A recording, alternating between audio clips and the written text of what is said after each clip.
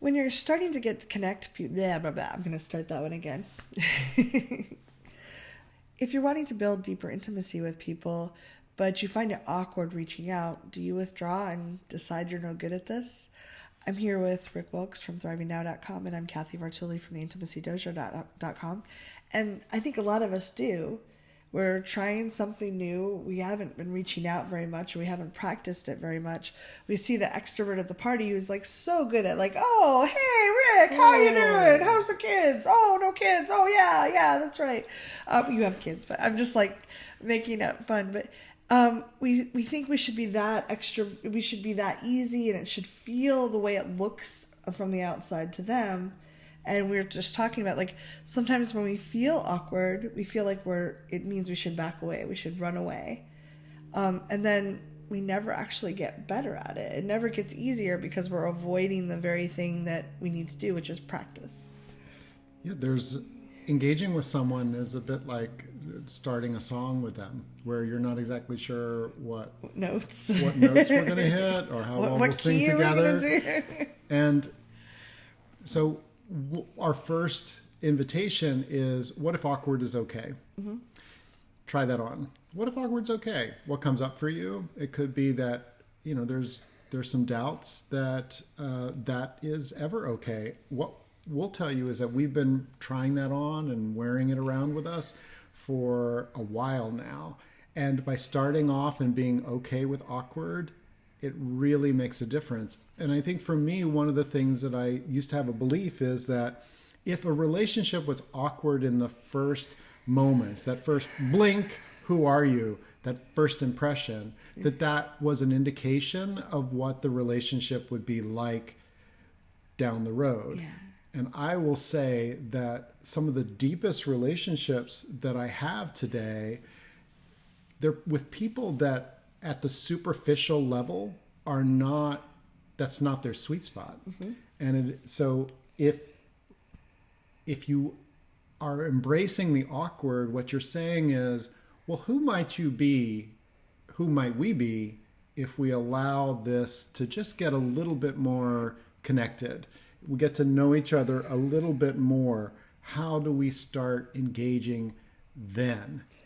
I think it's really important because I did have this belief that, if the interaction, like, I would wait until the chemistry was so powerful. Right. And then I get sucked in, and not always the best people for me. But I thought, and as soon as there was any awkwardness, I thought that meant the relationship was doomed. Versus we're both humans. Humans sometimes feel awkward. Some humans interacting sometimes trip over each other's feet. We're learning to dance. It's just like when we forget, but when we first tried to learn to tie our shoes, it was incredibly frustrating. You see little kids with their tongues sticking out and they're biting their lip and they're like really focusing. And if we decided that it was just awkward and they should stop, we'd all have slip-on shoes, which might not be a bad thing. But we stopped reaching out for people. And I was really bad at it at first. I had to practice a lot. Like just saying hi to people, smiling at people, asking them how their day was, because I was so shut down for so long that I didn't know how, and I hadn't practiced. It was all rusty. So it felt super awkward. And now I'm pretty, like, we went hiking yesterday and I was just like, hey, talking to some guy, and he had fun with it. It was fun. But it's practice.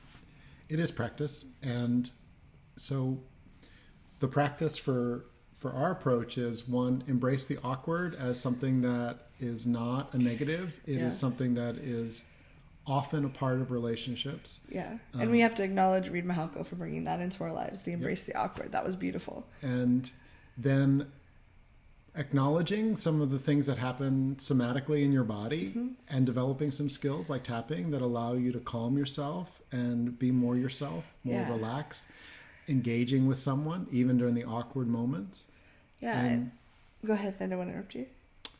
Awkwardly. And and then allowing yourself to act, to be awkward.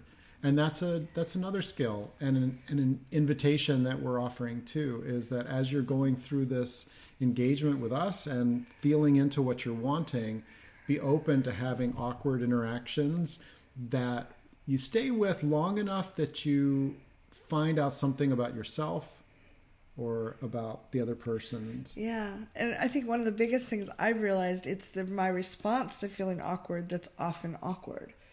So we see even extroverts will be like, oh, that's right, you don't have kids. What do you, oh yeah, you know, your kids are grown. Like, that's right.